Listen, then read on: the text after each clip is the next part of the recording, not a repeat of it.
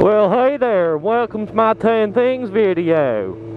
In this here video, oh you dickhead, in this here video I'm going to be talking about 10 things to do with my motorcycle. So basically what I'm going to do is I'm going to say 5 things I hate about my bike, followed by 5 things that I love about my bike. Now I know a lot of people have done the 10 things that I hate video, but I figured, you know, why put a downer on the bike? Do 5 things that you don't like, and then 5 things that you do.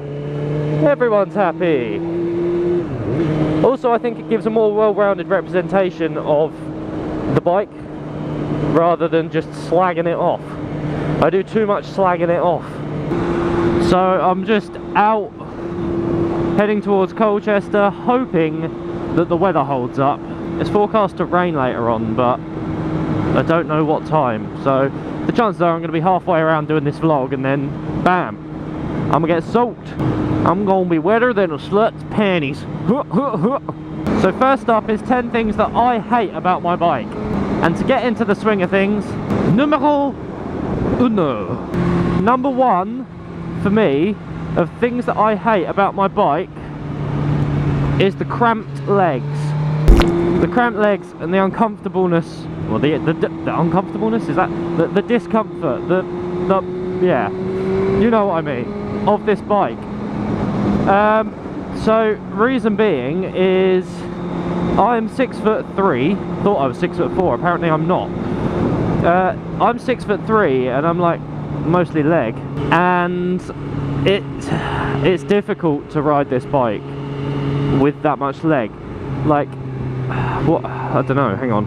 What I'm going to do, I'm going to pull over, I'm going to switch to my phone camera, put it on selfie mode, and show you how bent up my legs are from a normal riding position. Okay, so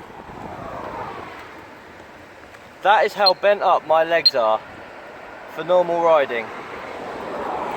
Now I'm not being funny, but you try and have your legs bent that much when you're riding. Oh yeah.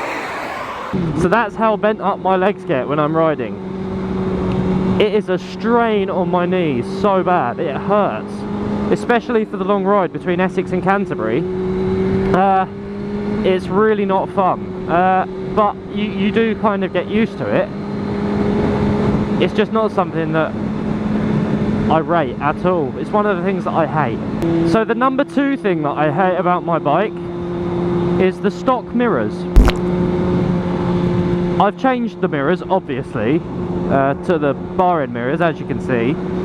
But as far as this bike goes, the stock mirrors, I hate them. They're too bulky, they look ridiculous, you can't see anything out of them, they might as well just not be there. So I changed them out for an eBay special, the bar end mirrors, and to be honest, they have done me well. They're perfect. I love them. They really add to the look of the bike. Instead of having those bulky mirrors, you got some like, little, not really noticeable things on the end of your bars. They don't protrude any further than your legs do, so it's not like you're going to scrape cars when you're filtering. There's so much negativity towards bar end mirrors, and I don't understand why. But that's the second thing that I hate about the stock GSXR 600 and, well, 750 and 1000. The number 3 thing that I hate about this bike is the white wheels. And this isn't something that I hate all the time, in fairness. I just hate it basically like 98% of the time. 2% of the time, the wheels are white. The wheels are nice and clean. And that's for about 20 minutes after I've actually cleaned them. But as soon as you go out for a ride after waxing your chain or lubing it, all of a sudden, your white wheels are now polka dot black. They are a pain in the arse to keep clean. It's almost like your work is for nothing. Next bike I get, or if I come into a bit of money and I decide I want to keep this one, I'm going to get these wheels powder coated black. Black is the way forwards, and it still shows up dirt, I know, and mud and crud, but nowhere near as much as white wheels. So that's number 3, 100%. White wheels look pretty for a show bike if you're not going to ride it, but other than that, don't even bother. Number 4 on my things that I hate about my bike: headlights. Headlights on this bike are so bad. I rode my dad's bike yesterday. He let me out on it, and he's going to let me do a review on it, might I add, which is really cool. He's got a BMW K1300S. It's a 2014 model, I think. 2015 maybe. But you ride along on that, the low beam is better than my high beam. And his high beam is better than most cars. It's phenomenal. Like, I was riding it, I was just like, wow. It's ridiculous. And then I got back on my bike to, like, just go for a poodle, and I was like, oh my god, I cannot see anything. That's number 4 of things I hate about my bike, are the epoxy headlights that don't do anything. I've tried eBay super bright bulbs, tried these Halford super bright bulbs, and don't get me wrong, the Halford ones are better, but they're still not at a standard that I'd say is good on the road. And finally, finally, number 5 for things that I hate, the alarm. Never again am I going to get a bike with the data tool alarm on it. Now, there might be a way around it, and there might be ways to counter the settings on it, but the alarm on this bike just pisses me off to no end. Every time you turn it on, you have to disarm the alarm. It arms itself after 30 seconds. For some reason, it goes into like a monitoring mode if you hold down the button for too long, and then as you're riding along, every sort of 20 seconds it beeps at you for no reason. It's annoying when you're filling up with petrol, it's annoying when you're working on it, it's annoying when you have to be turning the bike on and off. It's such a f***ing hassle. So like I say, I'm probably not going to get a bike with a data tool alarm again, and everyone's probably going to be like, oh, you could just get it taken out. Yeah, I probably could just get it taken out, but I'm not going to do it myself because I know that I will mess it up. And to pay someone else to do it is like 2-3 hours labour. It's like excess of 100 quid to get an alarm taken out. And for the sake of putting up with it and having my insurance a bit cheaper, why not? If I had the choice right now, I wouldn't have it in. Not a chance, no. So anyway, that's it for 5 things that I hate about my bike. So now we move on to 5 things that I love about my bike. So number 1, the sound. I think the number 1 thing that I love about my bike is the sound of it. The sound of when you give it the beans, the scream it has, and the low down boom that it's got. Every time I turn my bike on, it gives me that goosebumpy feeling, and I think if you own a bike, that's what you want. The sound of my bike, I mean, just this. How does... I can't even put into words how cool it is to know that you sound like such a boss. So that's number 1. Number 2, well, things that I love about my bike, the power. The power of this bike. Since I will add a little note here, since this is only really since I've done the sprocket conversion to +1 on the front, -2 on the rear. No, -1 on the front, +2 on the rear. Since doing that, this bike has had considerable amount more mid-range and just general pulliness, which I really like. Yeah, it's thrown my speedo out and my odometer out, but I don't care. It feels so much nicer to be able to open the bike up at sort of like 5,000 or 6,000 revs and actually get something out of it. If you check out my Kawasaki ZX6R review that I did the other day, I'll put a link in the description.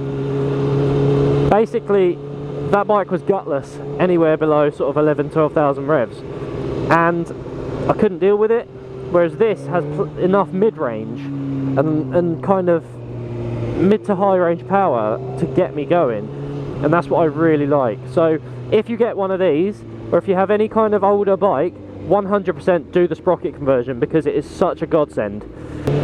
Which brings me to number 3. So my number 3 position on things that I love is the handling and the flickiness of it, if that's even a word. Is flickiness a thing? I'm going to say flickiness is a thing, but basically the way that the bike handles, with that ZX6R, it was nice in corners, but it lacked something, and I can't quite put my finger on what it is, but I got back on my bike and just being able to like chuck it about wherever I want is a big plus for me.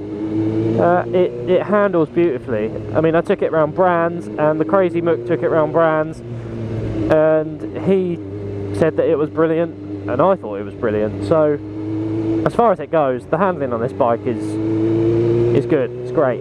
I love it. But that's just a really short one, because, I mean, there's not really much you can say about it. Yeah, turns well. No, it's raining. Ah! Okay, really quickly, number 4, the thing that I like about my bike is the style. So style is a bit of a broad thing to say, like, it's a bit vague. And I think that the best way to describe it is it has character in the way it looks. So all of these new bikes, all of the bloody ZX6 and the CBR and the R6, apart from a picture that I saw leaked actually, that new R6 looks incredible. But yeah, all of these new bikes and all of the thousands, and they're all the same. They're all just pointy and stupid. My bike, my 2001 GSXR, has character. It's curvy, it's the way that it's shaped, the way that it looks, it just looks like a proper bike, not like it's been made in some test tube lab in an aerodynamic wind tunnel and blah blah blah. There's not much more I can really say. I just love the way it looks. But yeah, that's number 4, general style of it, the way it looks, the sexual appeal. Number 5. So the 5th thing that I love about my bike is its general feel. So like I said in my ZX6R review, like I said in my GSXR 1000 review, like I said about basically every new bike that I've ridden, they all lack feel. They're all too smooth. You're like sitting on a cloud, apart from the ZX6R where you go over a bump and you basically might as well have been castrated. But the thing that I love about this bike is it has feel. If you open the throttle, you know you've opened the throttle, you get the vibrations, you get all the little tingles and the noises that it makes, and you know it's a 15-year-old bike, and just everything about it just responds to you. And I really like it. I really like knowing that my bike is telling me how it's feeling, and I really like that.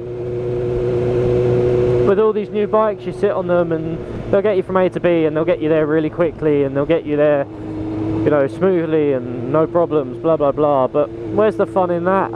But the general feel of it responding to you in the corners, you know, every little bump on the road. And I'm not talking about the little bumps kind of getting at you and like going, oh, it's so bumpy. That's not what I'm talking about.